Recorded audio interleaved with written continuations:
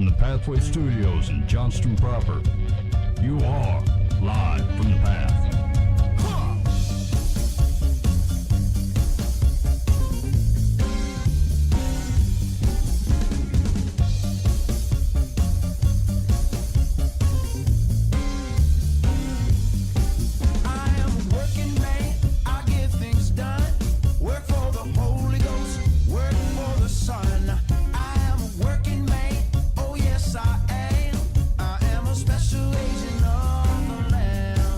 And you're listening to Live from the Path. I just got some bad news. That's what I'm going to tell you. I'm going to tell you that I just got some bad news, and I gotta fix this directly. I'm sorry. Okay, So, I didn't mean to break it to you like that. So yeah, so here's the problem. I was asking Buva. We had done something on the show a few shows back, and I was wondering if a particular person had heard it. And Buva said no, they hadn't caught the show because when they go to our website is advertisements for Viagra pills. For like super cheap Viagra pills. First of all, So how does that make someone not watch it? Well, like she couldn't find it. like the whole site is taken over. Oh, Not just like are we just like a getting little commission ad. off these pills? I don't know. I hope not. That sounds like some hard cash. Hold on, let me look it up over here. Pardon me while I check this out. Excuse me while I check this out. Yeah, no, look, this is working. Look at Buva. Just did it again. We're up and running. What are you putting in? livefromthepath.org. What the heck? Why is it working on the deal?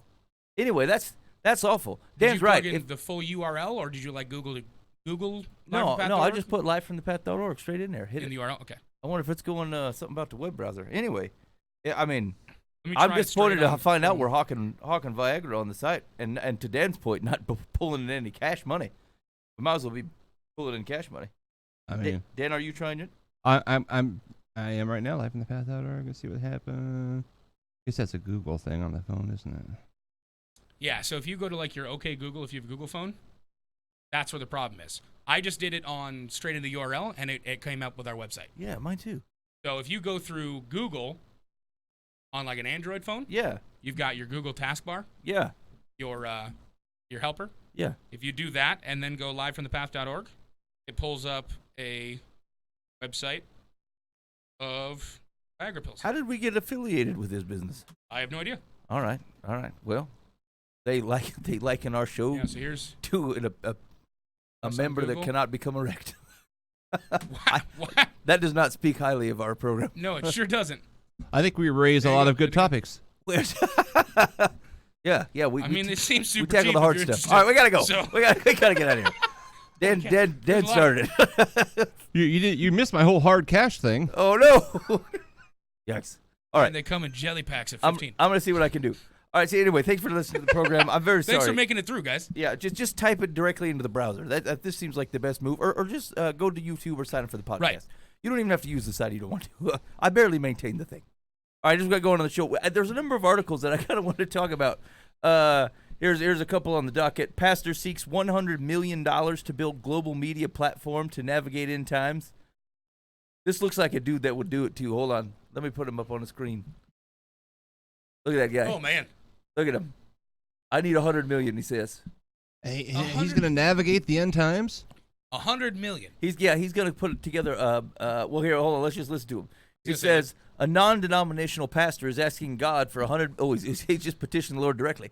Oh, good. I like this That's option. the right way to do it. Yeah. You just asked the Lord for 100 million to build a media platform to help guide the public through the end times until the second coming of Jesus. To build a media platform.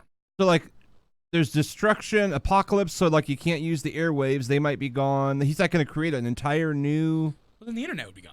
Yeah, that's what I'm saying. It has to be a whole new platform then. Yeah, let me see. Let's see what he says here. It's carrier pigeons.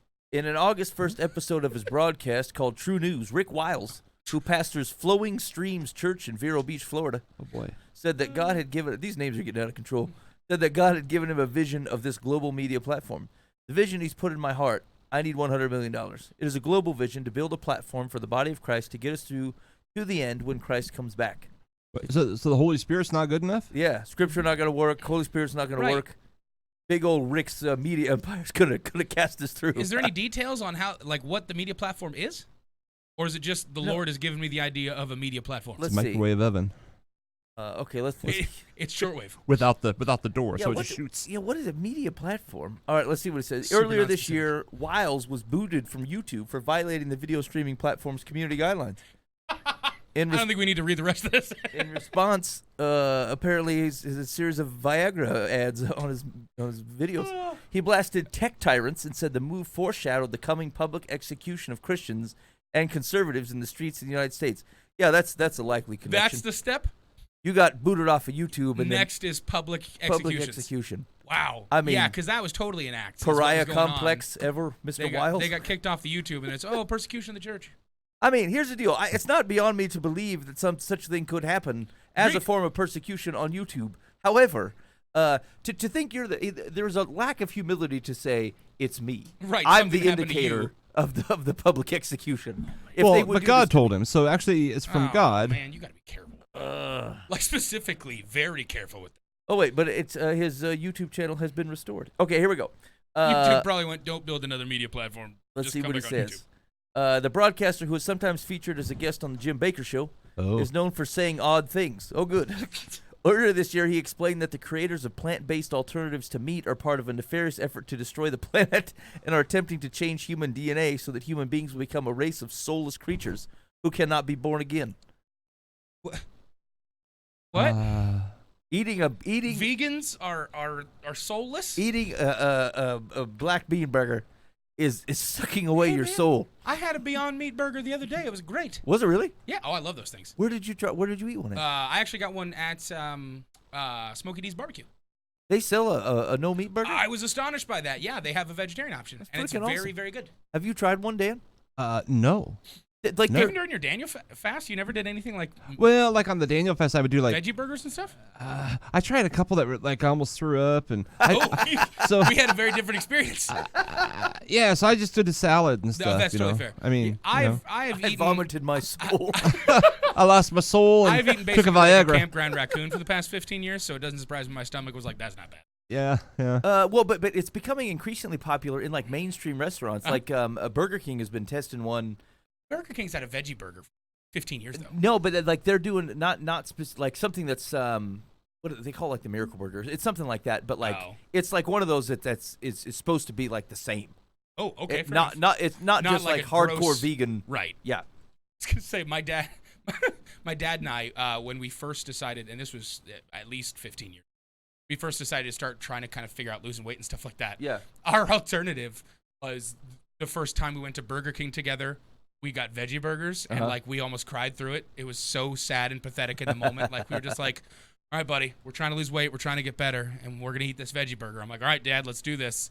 Let's do this. And we went through, we got veggie burgers, and we sat specifically in the parking lot and just kind of stared at each other for a moment, went, all right, and we ate them, and we went, that's not bad. And it was this monumental experience for us because we were like, we can still eat fast food and lose weight, but that is not true, people. Just stop eating fast food.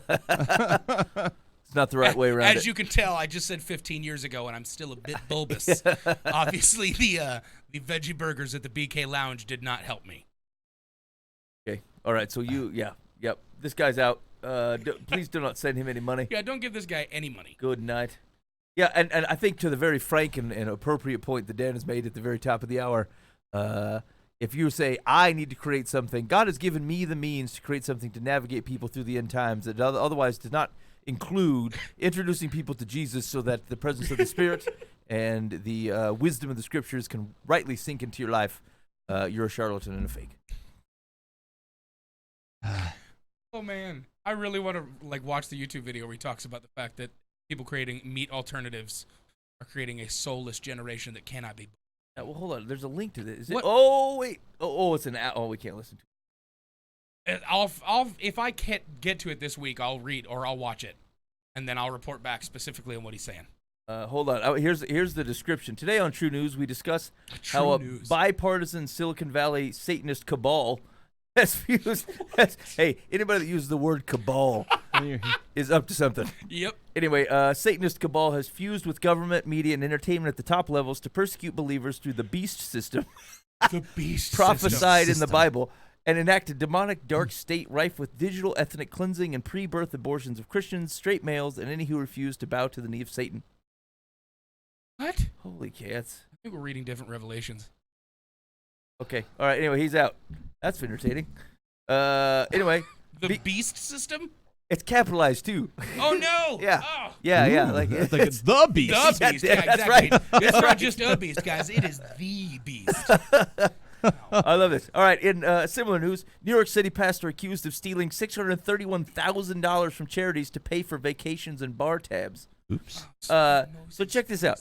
New York pastor was charged with stealing over $631,000 from two charities that served HIV/AIDS infected drug addicts and spent much of the money on things like Caribbean vacations as well as restaurant and bar tabs.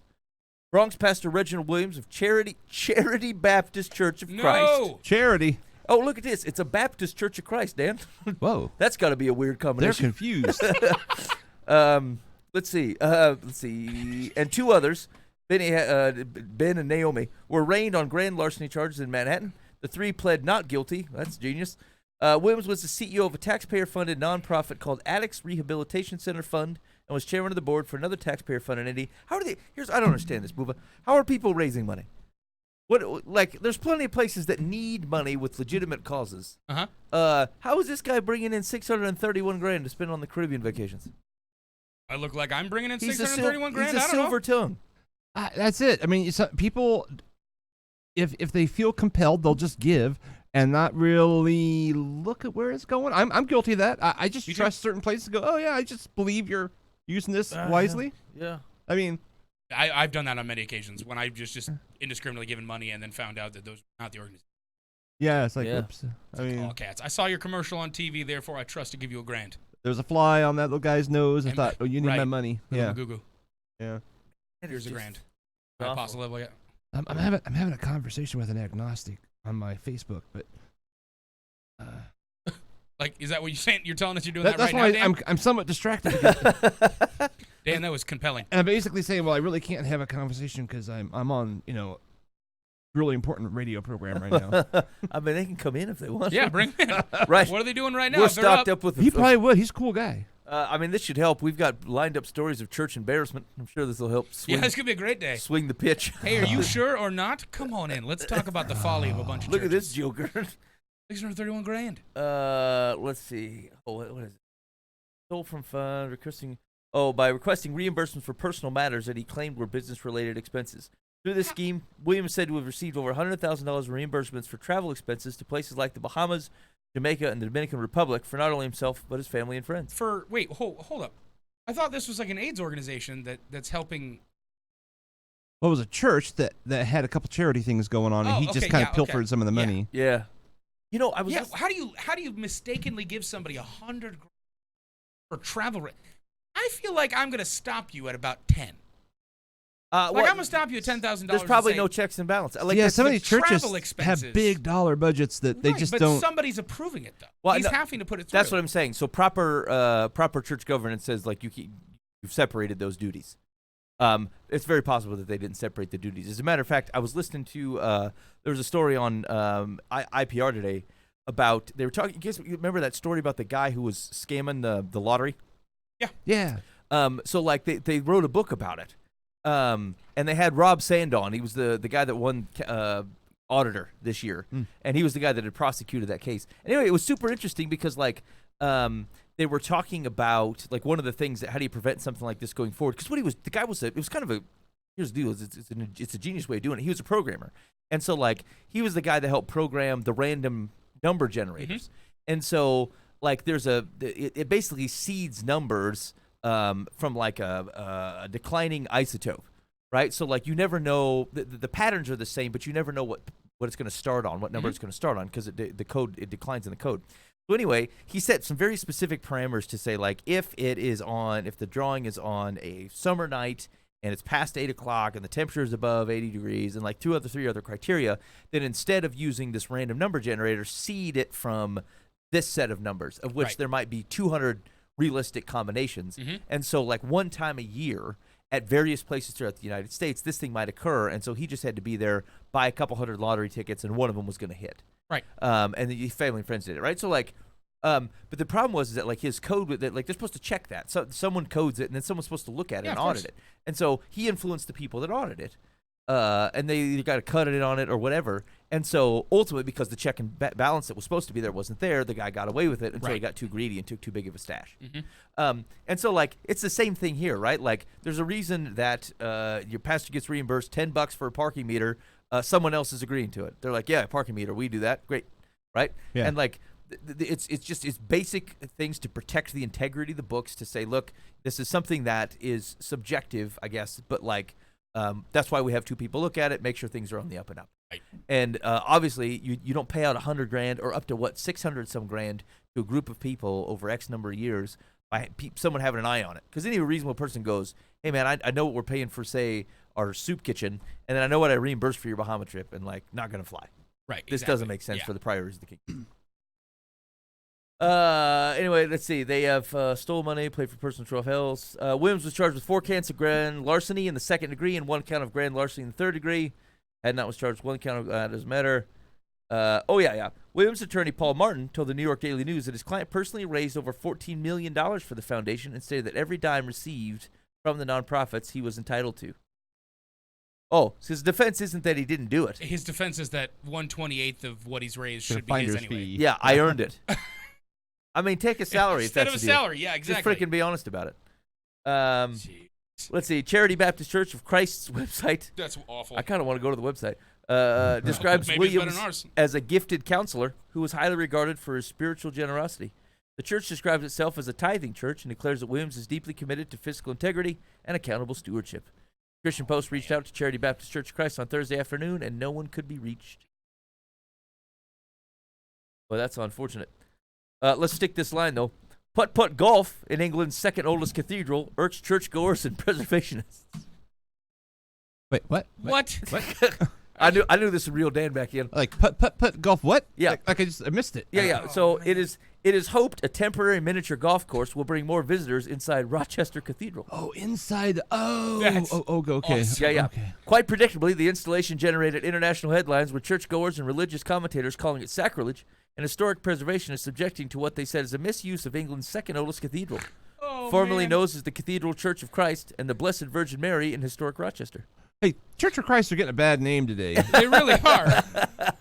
and they're not like, legit Church of Christ. They're like combo Church of Christ things. They're just stealing the name.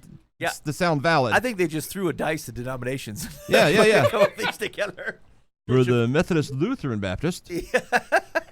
We're the Church of England of Christ. Oh, man. We have 3 middle names. To come up with the name of a church based off what's the first letter of your first name? What's the first letter of your last name?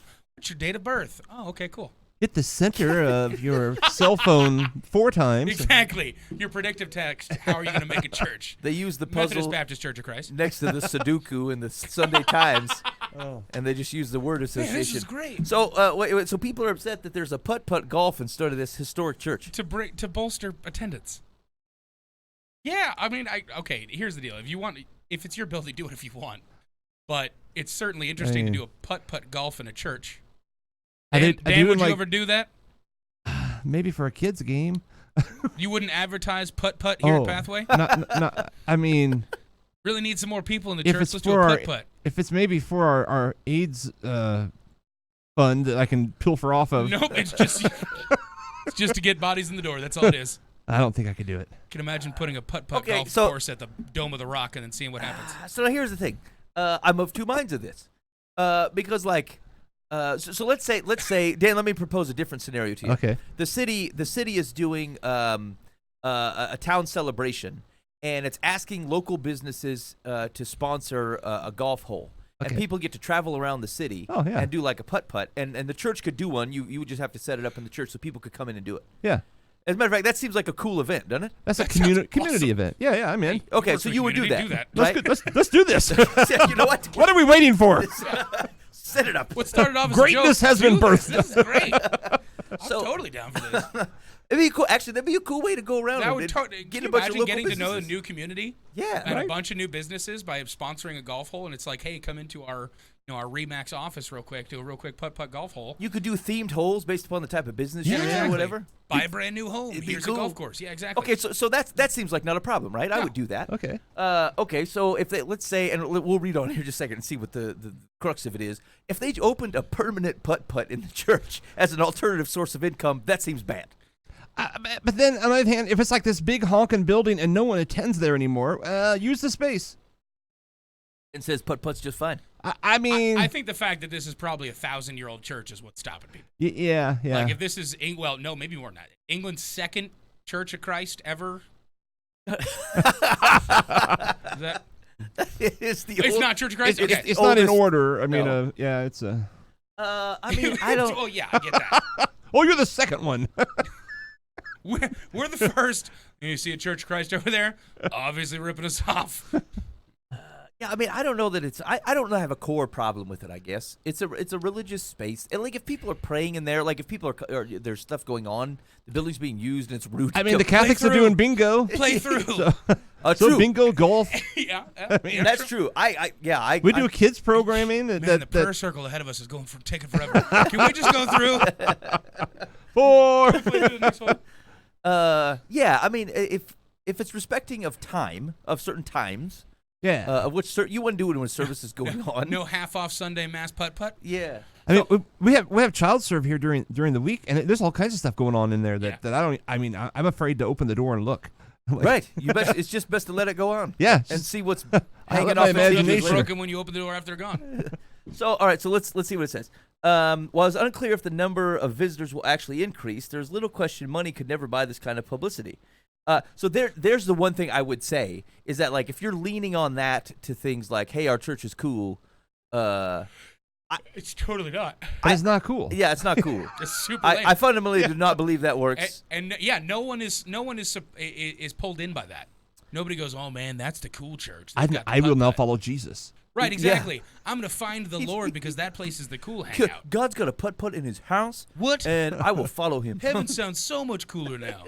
Yeah, and so I like it as a community event. Yeah. Like to the extent that you do it and you start meeting people in the church, the people become the front door. Totally. The event was a way to meet people. The people was a way to have a relationship. it's the Relationship trunk or way to treat meet thing. Jesus. Yeah, yeah, yeah. I'm in. Yeah. That's good. So anyway, let's see what it says. Cathedral officials say stand by the 9-hole putt-putt course. What is there a picture? Hold on.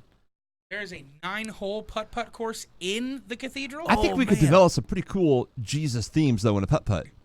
I mean, you got the rock. Jesus at Gethsemane, excuse me. You've got, yeah, Okay, exactly. Hold on. Here we go. Crossing the Jordan. The water thing go. I mean, That would be, yeah, part of There the it Red is. Sea.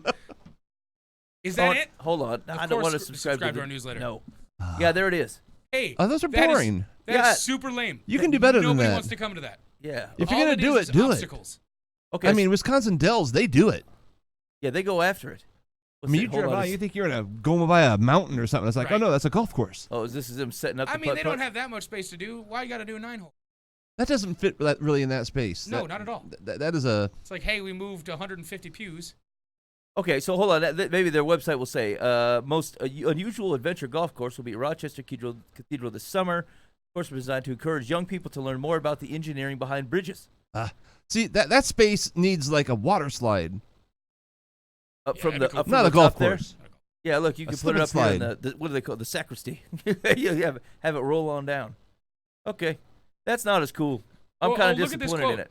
Learning through play is at the heart of many of our educational initiatives as we introduce new concepts and ideas to young people away from the classroom. Oh, look at this. Adventure What? golf runs from 1st of August to 1st of September. Previews run 27th. Daytime sessions will be free of charge. Oh, so it's just So for it's a a month. free putt-putt. Come on in and have fun. Yeah. I mean, yeah, I'm of two minds. You know what looks cooler? Look at this. Look at this knife angel. I was going to say, what the heck is that? Hold on. Hold I on. thought I read Knife Angel. Holy cats. That is awesome. Let's see. The Dan, knife angel. Dan, you're missing this. Oh, Hold Look on. at the knife Hold on, angel. Dan. Let me get down. I'm really upset how people are missing my point on my post. I'm just easily distracted. Tell them we're going to put on a putt-putt at the pathway. So Okay, that's amazing. Are those matchsticks? Those are they're knives. Knives. So it says the knife angel is displaying the cathedral's gardens from the September. Okay. Wait, Kni- where? That's not the UK, so it's not illegal yet. No. No. They're That's not the only thing banning they allow. knives yet. The knife angel is recognized as a national monument against violence and aggression. I'm just trying to put those words together. It sounds like a Japanese anime. Yeah. Sounds like Knife a Angel. Or some 80 kind songs. of Netflix Knife movie. Angel. Like an original Netflix. Dan, did you just make that into a hair metal song? Knife Angel. Okay. Let's see. Here we go. That was Night Ranger's second hit. It was Sister Christian and then Knife Angel. Oh dear. Hey man, okay, this place is kind of cool. They got a putt-putt course and a Knife Angel? Yeah. Is this all the same place? Yeah, it just hopes to bring. Okay, now see, here's the fallibility of it. It is hoped a temporary miniature golf course will bring more visitors inside Rochester Cathedral. There you If as a church organization we've decided that we just want, they don't even want people to attend church there necessarily. They just wanted to come and hang out. come Well, I was take a gonna look say at the again, building. Is it because of the fact that it's a church that they're doing that, or is it an attraction in the community? That's right. And that's why they're doing it. That part I'm disgusted by. Yeah. Yeah. If you were using it as some sort of a clever way to otherwise find a legitimate path to people finding community and meeting Jesus, I'm in. I don't care what you do. Right. But like, hey, we just want people to enjoy our building that's 1,000 years old. You suck. I'm very upset at it. Yeah, because, like, I mean, it's kind of a pain having all those people, and you got to clean up after them. It's like, I'd just assume them not come if it's just simply to walk through Right. and go, look, they used to have church here. Yeah. Hey, do you remember when this is a house of the Lord? This Hey, one's had move. purpose.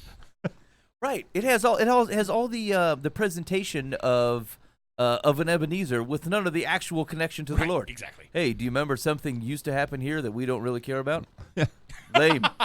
Just look how irrelevant this is. They have golf now. Yeah, that's right. We had to wheel you in to look at our windows because the thing that actually keeps Right. the thing afloat is not actually here. Nice altar, Joshua. Okay. Yeah. Okay. Anyway, but community putt-putt's awesome. Make it happen. Absolutely. That sounds awesome. Okay. You guys remember we talked, I want to say, all right, Bova, wait on it. It was probably a year ago, maybe slightly less, about that guy who wrote I Kiss Dating Goodbye Yeah. Oh, yeah. and leaving. Oh, yeah. And so he Now he's gone. yeah, so he repented of the book to start off with. Said, look, this book was not I intended it for good. It didn't work out good. It turned out being bad. Okay. He's gone further. So as part of this particular movement of his, he now says, by any objective measure, I am no longer a Christian. So is he selling a book with this? No, not yet. So that's what I wonder. Not Is this yet. all a bunch of like, hey, let's get me back in the conversation Right, because I got something to sell? Right. I mean, I suppose that could be Would coming. not surprise me. Sadly, that would not surprise me. Oh, man, he's having a controversial life issue. By the way, is he selling a book? Hey, so here's the reason I even pegged this story is one, that there is a trajectory to this. Some level of fundamentalism, and let's go with like an American defined fundamentalism. I don't mean, hey, sticking to basic fundamentals of the faith, because that's a thumbs up. But I mean, you used the good news as a bad news bat, not as the means of which the Spirit transforms your life. You forgot about things like lavish grace and great mercy, and it became just a way to function, a way to live. And so from that perspective, like, will you shackle things, human behavior, so far down because God just hates you and the sin that's in you? The realization of seeing that is wrong, like, it traditionally moves more and more. I'm going to use liberal, not in the political term, but in the Christian term, which is I stop holding on to core tenets or structure of the church, which means community, the truth of the Scripture, and the indwelling of the Holy Spirit. And so as you start to give that stuff up, it becomes a downward slide, and you eventually, like, you find people, you find community support in non-church entities, because the only church entities you know were fundamentalists, and that's how you got into this position. And so you end up in non-church entities, and you say, hey, these people aren't half bad, and this thing actually burned me, and then you're 2 steps away, and then Jesus is out the window. Like, you throw out everything because you can't reconcile human behavior and your own behavior from 20 years ago. And, like, we've seen that pattern over and over and over again. Yeah. And it reminded me of that dude, the ex-evangelical dude, Dave Gass. You remember the pastor? Yeah. This was like a month or so ago. Yep. And so the reason this particular story reminded me is, like, this guy also just left his wife. I'm like, no doubt. It's a personal problem, hyper fundamentalism. The fact that you got it wrong, can't just repent and fix the things that are bad, and like, you got to bail on this thing completely. I tell you what, when it must have been around 20 years ago, I was poking around in the publishing world, and they were poking back, and we were kind of poking each other about some book stuff. Anyway, I used to have a really high regard for books, and then as far as I got, I thought, okay, I am not a writer, right? I mean, it's not my thing. I'm not educated. I'm not a grammar guy. Blah blah blah. But as far as they went with me, and just the stuff I learned in that process, I mean. They'll take anybody who they can sell. Right. You know, it's like, it's been hard for me to read books ever since then, which is terrible because there's value in a lot of books out there. Mm-hmm. But I was like, this is just a guy who had something to sell. It doesn't even necessarily mean he really meant it. Right. He made some money on it, and now later on, it's like, the money kind of dried up, and now we're getting to talk about him again. So he's like, yeah, I guess I'm not doing that. Yeah, now he's left his wife, and I don't know that it was ever legit in the first place. It was just they had to sell books and they had to package it a certain way and sell it to a certain group. And so he said it was real, but was it really a conviction of his soul, or was it just this is how I can sell some books? Well, that is just it's so destructive. Yeah. It's so destructive. The whole system is destructive like that. Well, and that's the problem with it being. It's still a part of money. Yeah, it is. It's a money. Literally what it is. Whether I saw literature, heaven and now I guess I didn't. Yeah, It's like literature has been turned into a corporation for the sake of it being a corporation at all, and I mean that from the perspective of it is no longer a drive for works of literature. It's no longer a drive for anything that is meant to be actually impactful towards anyone's life. It is if someone will buy this. How can we sell it? If someone will take this, whether it's just nonsense or something possibly good, we're going to take it, we're going to sell it, and as people will buy it, we will keep producing it. If it meets the formula or intentionally breaks the formula and therefore, that's different. Yeah. It's ridiculous. And you have situations like that that's exactly right. Is it actually good content? Right. Doesn't matter. Does not matter. Will somebody buy it? Great. That's what, like, going back to my example of me, these books I did were a compilation of columns I did in a newspaper where I would literally sit down in 10 minutes. Because the deadline was now, and it's Wednesday at 2, and it's 1:30. I better shoot something out, right? And then I pile them all together, and they even had a conversation with me. I mean, it wasn't that good. It was a preacher in his little office writing about some feely-dealy thing. And it wasn't art. Yeah. From what you were saying. I mean, there was nothing literally fine about it. Right. It was just some dude writing some stuff. And they were trying to figure out a way to package this to sell it. Legitimately. I mean, I went a long ways in the process, Yeah. And I'm like, it's just kind of at the end of that. I still self-published it and made some money and had some fun with it, but I thought it just gave me a bad taste of. I can imagine. All you need is a name and a way to sell it, and they don't care what it is. Man, they're going to go with it, and that's I think what happened here with this guy. Man, I thought his church kind of had to respond to this, and I thought that they said that the Maryland-based mega church that I Kissed Dating Goodbye author Josh Harris once responded to the news of him leaving his faith and his wife, stating that it hits home personally. Says these updates are hard to hear. We love Josh and Shannon. For most of us, Josh isn't just some distant public figure, wrote Covenant Life interim senior pastor Kevin Rogers in a letter to his congregation. He's a beloved former pastor and friend. So this news isn't just a lot to process theoretically. It hits home personally. He served at blah, blah, blah. Rogers explained that after learning about Harris's separation from his wife and decision to leave Christianity, he read through the New Testament book 1 Timothy. Several times Paul mentions former Christian leaders swerving from, wandering from, or making shipwreck of their faith. So while this is sad and confusing, it isn't new. Paul says some had gone off course theologically, others behaved in ways that violated Christian conscience, for others it was greed. In every case, Paul's hope was for redemption and restoration, that these leaders would develop love that issues from a pure heart and a great conscience, or good conscience and sincere faith. That should be our hope and prayer for Josh as well. Rogers called for the congregation to pray for Harris and also asked the God of all grace and power for fresh resolve in your own fight of faith. It said, and just kind of a synopsis on this guy. We talked about him before, but it says Harris wrote the best-selling 1997 book "I Kissed Dating Goodbye," which rejected traditional dating and courtship, and also argued that any physical intimacy before marriage was sinful. Early this month, years after having renounced the message of his book, Harris announced that he and his wife were separating, yet intended to remain friends to help raise their 3 kids. Then in an Instagram post last Friday, Harris announced that he no longer considered himself a Christian, referencing the biblical term falling away to describe his spiritual state. He said, "By all the measurements that I have for defining a Christian, I am not a Christian. Many people tell me that there's a different way to practice faith, and I want to remain open to this, but I'm not there now." He also expressed regret for his past opposition to homosexuality and same-sex marriage, explaining that he was sorry for the views that I taught in my books and as a pastor regarding sexuality. "I regret standing against marriage equality, for not affirming you in your place in the church, and for any ways that writing and speaking contributed to the culture of exclusion and bigotry. I hope you can forgive me." There was another thing in his Instagram post. Here we go. Yeah, so just listen to this and see if you see any semblance to the pattern that I mentioned. Let's see. "My heart is full of gratitude. I wish you could see all the messages people sent me after the announcement of my divorce. They are expressions of love, though they are saddened or even strongly disapprove of the decision. I'm learning that no group has the market corner on grace. This week, I've received grace from Christians, atheists, evangelicals, ex-evangelicals, straight people, LGBTQ people, and everyone in between. Of course, there have also been strong words of rebuke from religious people. While not always pleasant, I know they are seeking to love me. There have also been spiteful, hateful comments that have angered and hurt me.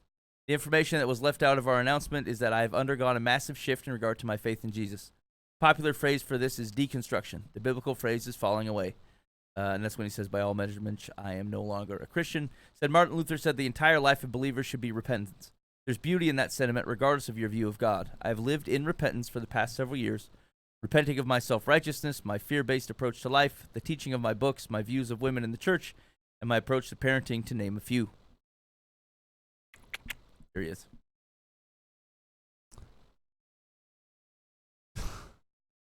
Rough. That's rough. So here's the thing: is like as I look back at some of these things, it's very easy to paint a picture of the church. It just looks awful. And the only true way, and like if I'm sitting on the outside, that's a reasonable conclusion because that's all I know. Right. That's all I see. Right. It is not an accurate understanding of how the church behaves, and it is we can look at these and go, this is ridiculous because we're not associated with it. When I think this is what it looks like to follow Jesus, this isn't even the realm. They're not following Jesus, and so I'm disassociated with it. Unfortunately, if you want to paint a picture from 100 foot out, it looks like we all in the same group. Same basket. No, you're absolutely right. That's not following Jesus. I think it's the difference between we've talked about the whole checkbox Christian people that just to associate with the group call themselves a Christian. Right. And it's an identity statement about who you belong to as a group. It's a social perspective. I go to church on Sundays, or even I go to church because it's Christmas or Easter. Right. That's about it. And even if you're acting on a weekly basis in a church, you show up every week, you're a deacon or you're an elder or whatever, you're involved in church ministry, you're a church leader. Even if all it is going back to our constant statement of it's the shape. It is what is Christianity been boiled down to is an American nationalist Christian and an American nationalist church and a Western church are not following Jesus. And they're not people that are actually chasing after him and understanding him. And when we have people that are claiming his name but are completely not obedient to his ways, you're going to have issues. When you have people that know God by name of God only, I will say, but don't know him by character, don't know his identity, and don't follow him and follow his commands, you don't have people who love God. He says specifically, those who love me follow my commands. Like that is it. That's the deal. And when you have people that just follow him because of a good feeling or the concept of him being a genie for them of, I better follow him so when things go wrong, I feel right enough to go, God, I need more money, or God, I need more this, or God, I need rather than actually being obedient followers of Christ and understanding that your job in the kingdom is to die to everything else, to be a part of that. And it's people who've missed the gospel and missed the understanding of what the good news of Christ is. And then they represent themselves or represent God as a part of a body, but aren't really. It hurts. I think we have done a tremendous disservice to the church by creating these celebrity pastors that are they're just dudes, Exactly. right? And all of a sudden they're experts, and all of a sudden the whole nation knows their name, Yep. and they're quoting them. And I don't think we have a clue the kind of pressure that they have from all these outside groups. And look at his apologies he made and everything. I think there's something to that. It wasn't him just changing his mind. There was some pressure applied, and he cracked finally. Yeah. And I'm not blaming him. I'm just thinking, I don't know. I don't ever want to know that kind of pressure. Right. Can't relate to it. Yeah, I mean, I used to think, oh, I want to be whatever someday, and I'm like, some 10, 15 years ago, I decided, no, I really don't. Right. I'm positive I could not handle that. Yeah. You know, I can barely handle what I'm doing now, and to think that I can't go into an airport without everybody trying to get me to sign their book and give me dating advice and blah, blah, blah, or the opposing the homosexual community. Everyone how many emails did he get over the years and Right. correspondence and in your faces and threats to family and yada yada, fill in the blank. We have created that animal though, Yeah. by giving someone that big of a voice, and that's just not healthy. We've learned that from all these mega pastors, Right. all these mega pastors. As long as I've been alive, the only guy I can think of, mega guy who hasn't fallen, was Billy Graham. Right. But going back to, we mentioned Jim Baker earlier. Jim Baker back, was that the 70s or 80s? Whenever he 80s, yeah. Jimmy Swaggart. There's every few years there's a new batch of names. I think the church is not made for that. Right.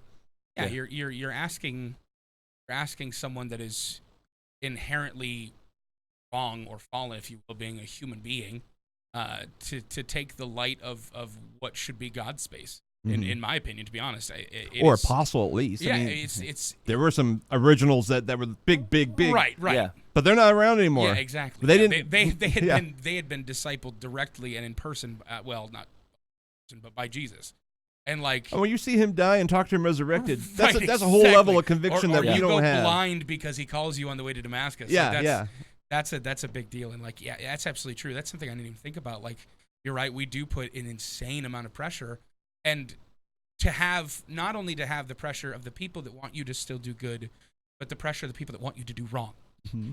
That's absolutely crazy. He puts out a statement, and we're sitting here talking about it. We don't know him. Right. No, yeah, yeah. exactly. Yeah. No. I That's been going on for 20 years. You just read his name 2 minutes ago. I don't remember his name. Yeah. But I certainly have feelings. We have an towards his- opinion. Yeah. Exactly. Yeah. And it's you're absolutely right. It's sad that I can't imagine that kind of pressure. Constantly having thousands of pieces of correspondence, people telling me, keep up the good job. And then that's probably making me feel terribly guilty about the things I know I'm not doing a good job in. Yeah. And then I've got the thousands upon thousands upon thousands of people who want to break down the church, and I am the avenue that they decided to do it with. I don't believe in God, therefore I'm going to destroy his church. Oh, there's a guy. I bet there's something wrong. I'm going to tempt him. Or I'm Take going to down tell the him what he's doing. shepherds. Exactly. Yep. And it's like, wow, what better way to topple an organization than at the head? And discredit a megachurch of thousands of people by putting out a scandal about adultery. Mm-hmm. How quickly does it tarnish the name of a church if the pastor's found to be an adulterer? Huge. Or any other thing. Any big issue can be crippling. And then the construct that is the church outside of the honest body of Christ can get broken down, and then we lose a lot of influence to those people who were on the fence and look at churches, and then therefore wrongfully have another piece of ammo to say, oh, God is obviously not infallible, and God is this or God is that, because of the outcrying or the outpour of his church that had messed up. Yeah, but how did we get in such a position where the humanity of the pastor has the level of influence that when it shows up, people think differently about Jesus, and not in a good way, right? My humanity, when it expresses itself both good and bad, both have the opportunity to otherwise glorify God. And what I cry out to my weakness, and how it changes the world in obedience. To the extent that is not the case, something about how that relationship or the status of the person, like it's I think to Dan's entire point, like it's more than a single man has been intended to bear. Like even if you think about the high priest, if you think of your Old Testament high priest, like they didn't have to deal with a lot of that stuff. Like they stayed inside the deal. Like they didn't have to like go out and deal with like there's ceremonial stuff and there's some people stuff, but people tended to come to them. They brought stuff, they performed the thing. It's just not the same level of exposure. They weren't doing counseling, right? Like the high priest isn't out there like talking you through your marriage troubles or the problem with your stepson or like whatever. Like that just wasn't his gig. And so like we've asked far too much of any reasonable human being to have the set of skills that is expected of them to pastor a church. Like it's not fair. It will destroy them. And like I don't and Dan, I don't know, maybe you disagree with this, but like I don't think it's even fair at a church of 50 or 100 or 200. It just doesn't, there's not as many people there, and so it's less likely to just blow up in such an explosive way.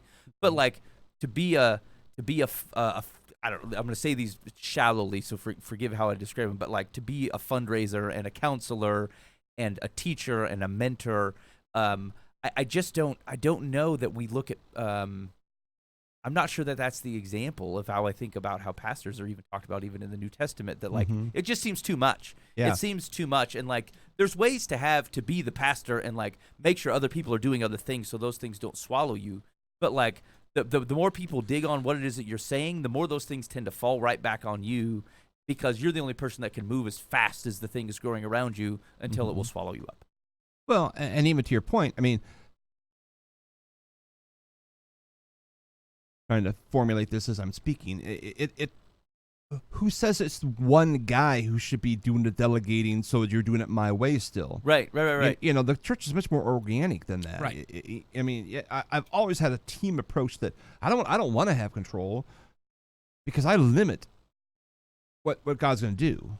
Right. You know, but there are many systems set up where the pastor's like everything goes through the pastor, and yeah, you're the CEO of that personal corporation. it is definitely a CEO position. Yeah. And I don't see that in Scripture. No, it's not.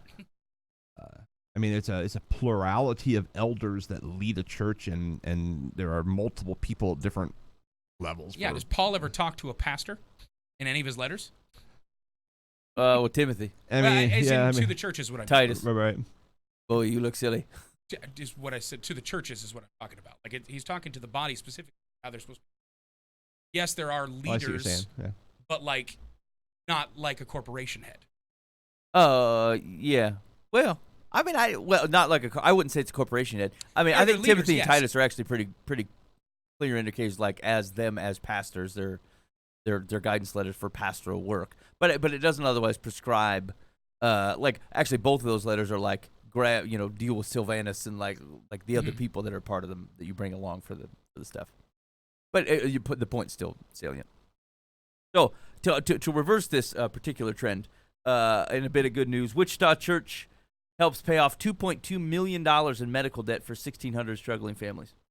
Todd Carter, lead pastor of the multi-campus Pathway Church in Wichita, Kansas, announced Sunday that his congregation paid off some $2.2 million in medical debt for 1,600 families from across the state who had fallen on hard times.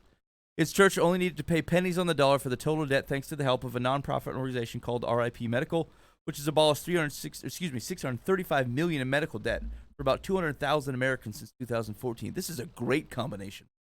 What they do is actually go out there and they buy medical debt, and they do it for people who've fallen on hard times. Maybe someone's come under a significant illness, they've had a car accident, for whatever reason, they find themselves in a hardship medical situation, unable to pay their debt. These individuals are hardworking people, veterans, young families, and individuals who are unable to pay it. And what RIP does, so that they go out there and they buy that medical debt a penny to the dollar. So, for example, when you give 1 penny, that pays off $1 of medical debt, blah, blah, blah. He explained that instead of spending money on promotions for Easter services this year, the church used some of that money to help the 1,600 families in need. The $2.2 million works out to $22,000. Oh, oh, I feel slightly cheated. That's still Yeah. awesome, though. Yeah.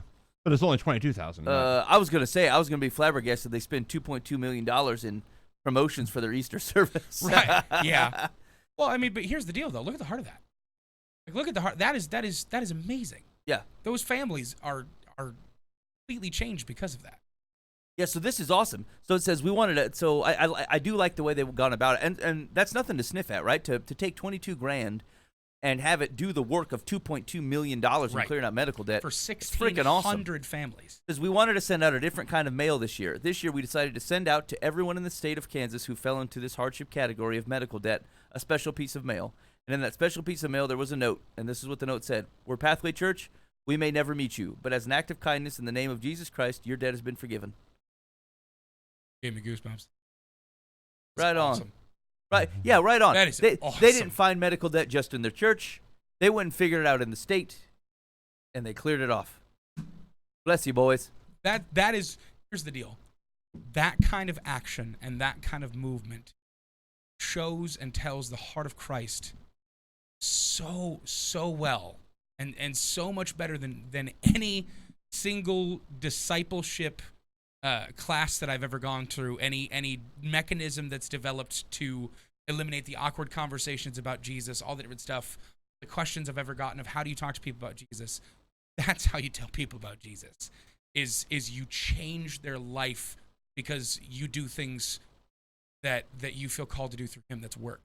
And people are going to go, that's phenomenal. And all 1,600 families probably didn't go, great, let's start going to church. But that will never be the same for them. Hey, man, I bet that's a lot more effective than the putt-putt. Yeah, agreed. That's what I'm saying. Yeah, absolutely. It's insane that, like I said, I mean, how many discipleship classes that are just like, here's the buzzwords to say to somebody, and here's the scripture that you should jump to if somebody says this, and versus here we're going to raise money and we're going to figure out how to take care of actual needs of people and love on people the way that Christ loves on. And then if they see his heart and his eyes through that, awesome. And then they have questions and go, I want to meet this guy that is transformative. That creates disciples. And that creates people that have a heart for Christ. Yep, I love this. It's awesome. Okay. Anyway, I thought I'd round out our news stories on a high note. There are people like they don't get the play that the other stuff gets, but that's well done, boys. Yep. All right. So let's see, dear. Let me get to it. Oh wait, first I'm gonna tell you this joke. Oh. Clean. No. In the category of clean prayer jokes. Oh, no. A country preacher decided to skip services one Sunday and head to the hills to do some bear hunting. As he rounded the corner on a perilous twist in the trail, he and a bear collided, sending him and his rifle tumbling down the mountainside. I like this cartoon collision with him and a bear. Before he knew it, his rifle went one way and he went the other, landing on a rock and breaking both legs. That was the good news. The bad news was the ferocious bear charging at him from a distance, and he couldn't move. "Oh, Lord," the preacher prayed, "I'm so sorry for skipping services today to come out here and hunt." Speaking of fundamentalism, "Please forgive me and grant me just one wish. Please make a Christian out of that bear that's coming at me. Please, Lord." That very instant, the bear skidded to a halt, fell to its knees, clasped its paws together, and began to pray aloud right at the preacher's feet. "Dear Lord, bless this food I'm about to receive." Yep. In Jesus' name, amen. I haven't heard the bear version of that, but I've heard the lion on a safari version. Ah, gotcha. Okay, hold on. We're going to do one more. It's actually, I love that joke. I think I've told that on more than a dozen occasions, lion version. Okay, this one looks offensive. One day, Joe, Bob, and Dave were hiking in a wilderness area when they came upon a large, raging, violent river. They needed to get to the other side, but had no idea how to do so. Joe prayed to God, saying, "Please, God, give me the strength to cross the river." Poof, God gave him big arms and strong legs, and he was able to swim across the river in about 2 hours, although he almost drowned a couple times. Seeing this, Dave prayed to God, saying, "Please, God, give me the strength and the tools to cross this river." Poof, God gave him a rowboat, and he was able to row across the river in about an hour, after almost capsizing the boat a couple of times.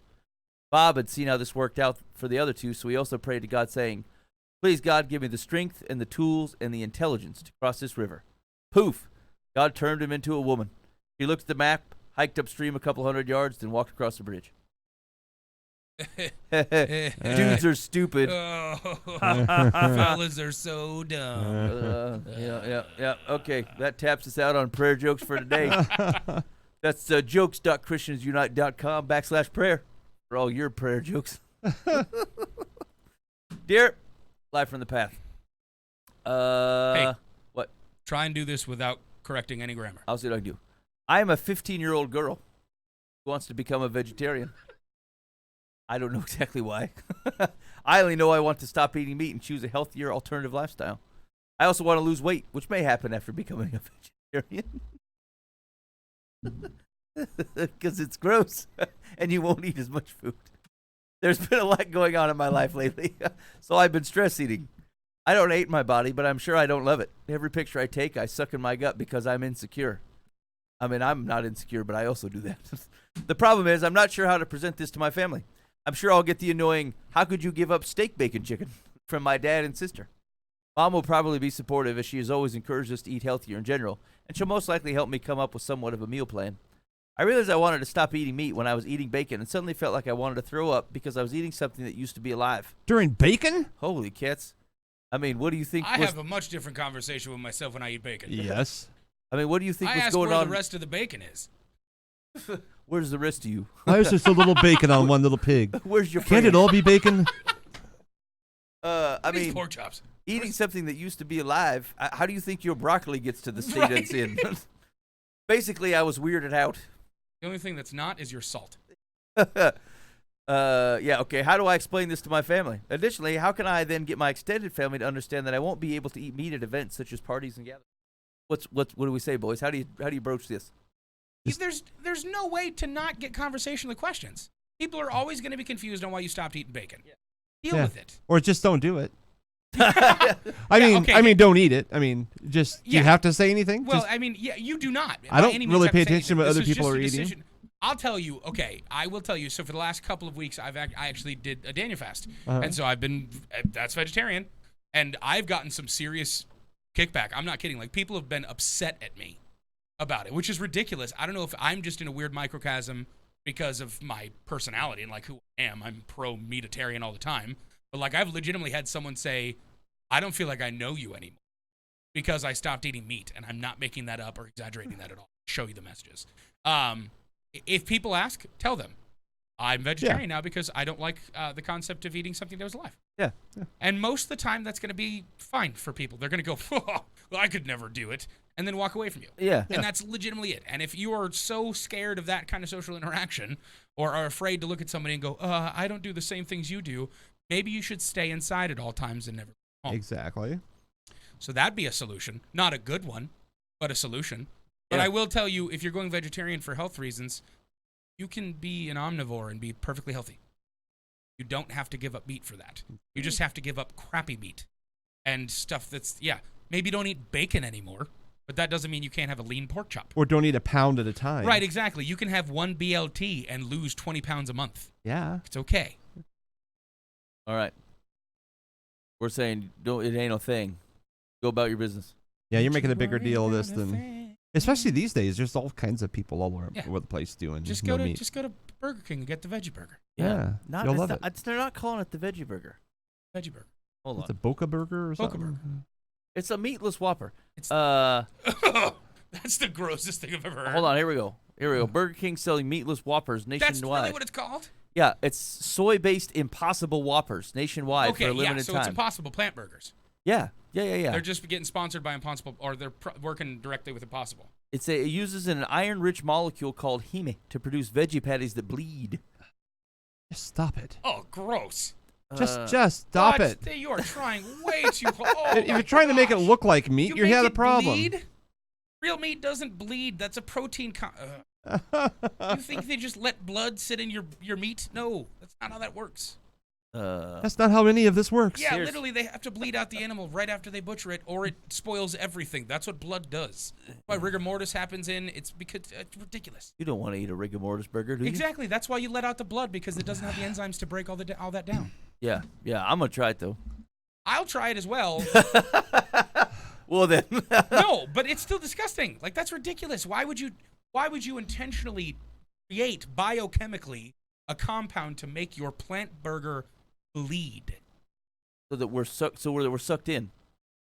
I mean, I don't really need it to bleed. Yeah, I'd probably That's try the it part just because I'm weirded out interested by. in things. Yeah, exactly. Everything else I don't care about. I actually enjoy Impossible Burgers. They're very good. What- You can what- buy them at do- local stores. Do they taste like meat? No, they don't taste like meat. Oh, Unless you haven't had meat in 3 years and go, man, I miss burgers.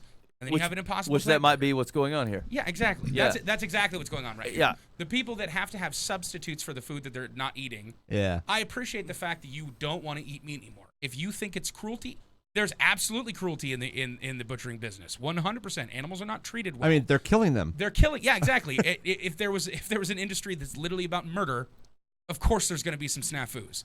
But if you can't stick to it and have to have substitutes because you miss it so much, it's kind of ridiculous. Maybe this will happen.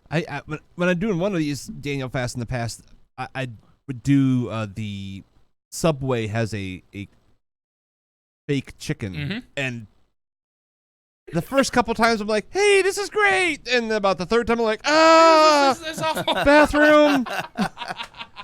Because it's a natural. How do you? What's it called? Fake chicken? I think it's just vegetarian chicken. Yeah. Breast.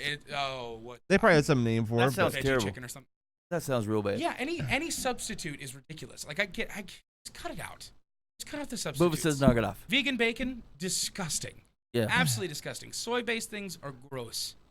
I mean, Yeah, I'm trying to that's think of true. an equivalent. I mean, if you're a vegan, like there's a reason you're not doing it, Right. But yet you're trying to pretend. Yeah, that's exactly right. You miss mean, the institutions that are from It's like your meat eating porn, days. or I mean, it's I'm trying to figure it out. Mhm. And yeah, I don't know. It's like I don't do meth anymore, but This is just I like have it. found a soy-based alternative to my meth. Actually, so It's like what? so similar things have happened to me when I was looking for alternatives to coffee. I thought like I'm just trying to stop drinking coffee. Yeah. And like I probably had 6 different options where someone's like, "Hey, yeah, it's just like coffee," and I tried it, and like it's nothing like No. coffee. I mean, at all. So the best thing that I can equate it to is once you've deprived yourself of something for long enough, anything that sniffs close to it is therefore a wonderful whole filler. It's so when I do Whole30, I can't have any sugars, any sugar substitutes, anything, right? So I can't have any sweets. It's kind of the big concept of killing what they call the sweets dragon or the sugar dragon Yep. in your brain that says I constantly need glucose, right? And so I'll go a month without eating any kind of sugar additives, any xylitol, anything, right? And then I'll have a strawberry. And it's the sweetest thing I've ever had in my entire life. Like my body goes, what did we just have? That was phenomenal. And I'm like, I've been eating these strawberries my entire life, and I always go, these are okay. But when you swash back a Pepsi after your strawberry, the strawberry tends to not be that overwhelming. But if you haven't had any kind of sugar in weeks and you have pineapple, I couldn't eat it. Yeah. I have tanked out a chocolate fondue fountain myself. I'm a big guy. I'm not proud of that. But when I had a pineapple after a month and a half of no sugar, I had to set the pineapple down and go, I can't have any more of that. That literally hurt my teeth. My wife says things like that. Hey, like this apple's too sweet. I'm like, what is this phrase? I at the time was a 540-pound man that looked at a bowl of grapes and went, it's too sweet. Too I much. can't have it. And if I would have kept trash 2 weeks prior, I would have had a gallon of ice cream that I had just eaten. And I went, man, that wasn't too sweet. I need chocolate syrup for this. Right. 2 weeks later, I can't have grapes. What is happening? Well, that's Your body is absolutely fascinating, and your brain and taste receptors and olfactory sensors are completely fascinating at the way they will restructure everything you do. I promise you, if you're out there doing a diet, give it more than 3 weeks, and you will be revolutionized in the way you think of things. Fight it and do it. Trust me. I'm giving that advice to myself too, by the way. Secular says there's nothing wrong with being a vegetarian, but it is not a guaranteed way to lose weight. Whether or not you realize it, half your letter discusses your lack of confidence about your body. You should definitely discuss it with someone. A counselor at school could be helpful. Before changing your diet, discuss it with your doctor or registered dietitian. You know, people always say that type of stuff. I don't think I've ever Consulted done that. your doctor about anything? No, not about anything. Yeah, I've never gone to my doctor and said, "Hey, man, I'm going to try to lose weight this way," and they go, "Oh no, don't do that. Not that. That's terrible for you."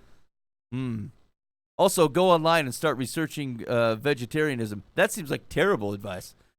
Find credible sources for it, because there's a lot of I would say, from the perspective of understanding what your body needs. Yeah. that is an important thing to do, because when you cut out proteins, from animals, you're cutting out a large portion of your omnivore diet. Right. At least your protein, which is one of your macronutrients, right?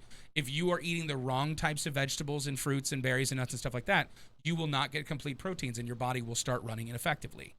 Being a picky vegetarian is very difficult. If you're a vegetarian and you think that means just eating salads every day, you're wrong. You have to substitute with the right things. You have to get a complete protein, your irons, your minerals, all the good stuff.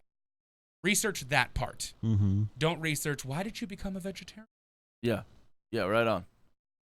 All right. Dear Life from the Path.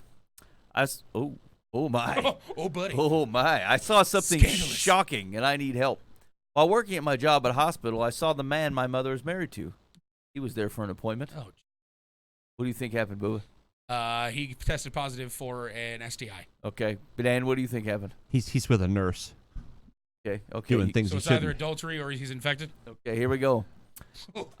He was there for an appointment. He did not see me, and I didn't have the courage to approach him because he was dressed as a woman.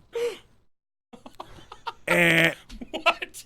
0 for 2, boys. Oh, for 2. No. There was Okay. no mistaking it was him. I don't even know how to begin to handle this. He has always been wonderful, especially to my mom. I'm afraid if I don't tell her, she will find out and be destroyed. And if I do tell her, the same thing will happen. What do I do? You should go talk to him. Yeah. Why don't you start with that, as opposed to should I not tell my mom? Go talk to this. I mean, fellow maybe it's lady. his brother. What? Oh, I mean, it could be a twin that you don't know about. I suppose right? that's true. or sister. Or sister. Yeah, she looks quite handsome. Yeah, I mean, unless he's got a beard on him, like it could Yeah, just you be a see relation. me in a dress, you're not going to think it's my sister Troylisha. Yeah, I mean, maybe not. No, I think you're right Just on go that. talk to him. Go talk to him. Let that person be a human being. Have the Yeah. conversation with them, and let them flesh things out if they need to. Yeah. Yeah, I just go talk to him. I feel like I don't know if I could offer you any counsel beyond that, but like start with that. Secular says, talk to your mother's husband, who may be a crossdresser or have gender identity issues, about the fact that you saw him and gave him a chance to explain. Do not be surprised if he tells your mother tells you your mother is aware and that he dresses this way some of the time. Oh yeah, I suppose. That'd be an interesting thing to learn about your mother.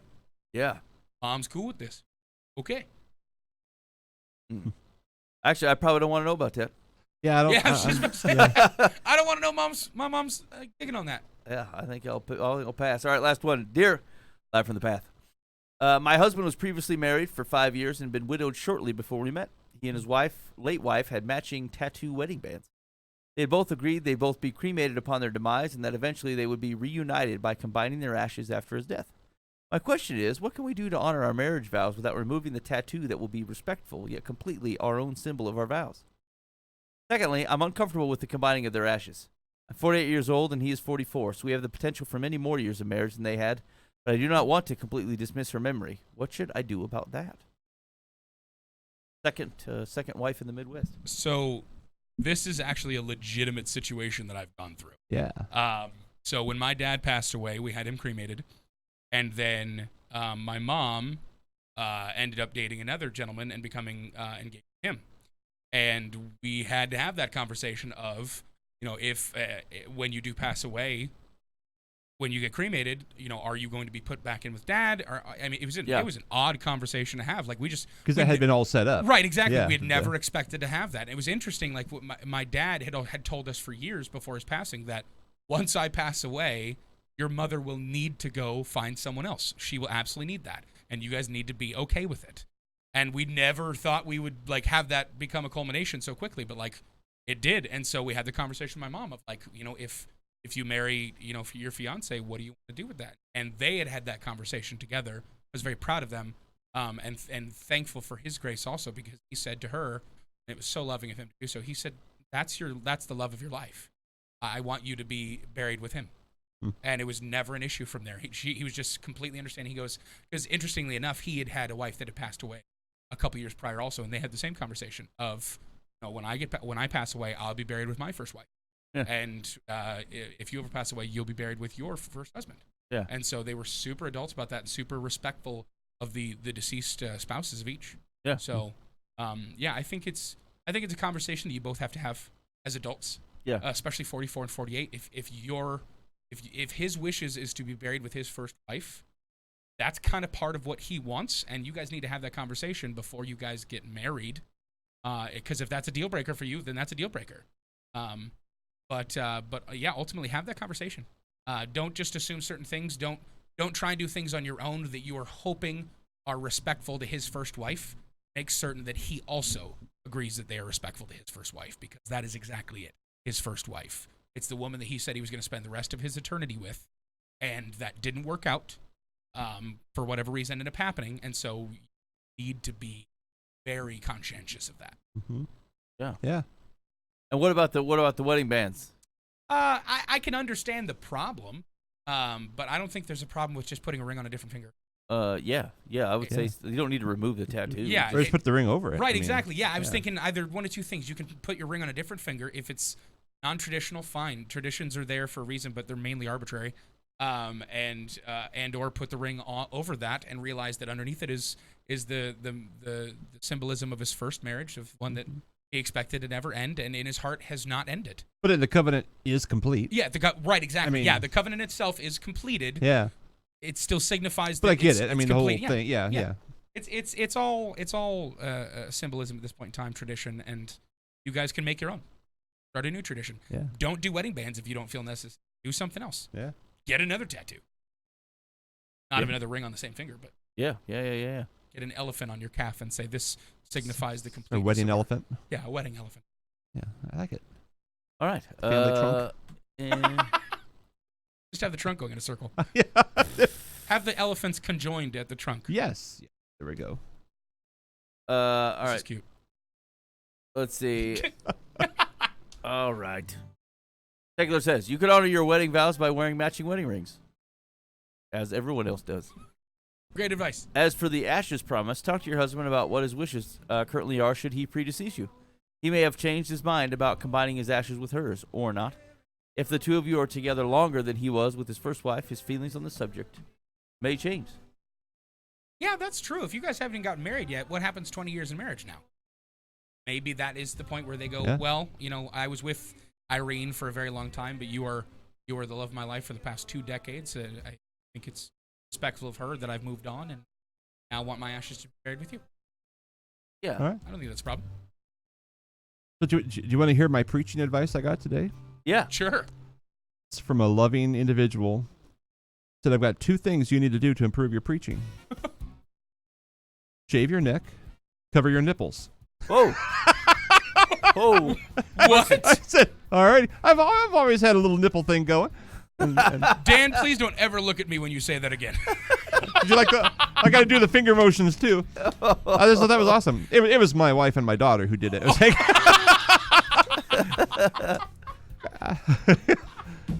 Oh, man. so I thought I would share that with you. As someone who hopes to someday go in some kind of preaching capacity, I will keep those in Those in are mind something. Yeah. forever. Yeah. We're thicker undershirt day. It started out with, well, I mean, I've put on some pretty Doesn't thick. matter. It Okay. doesn't matter.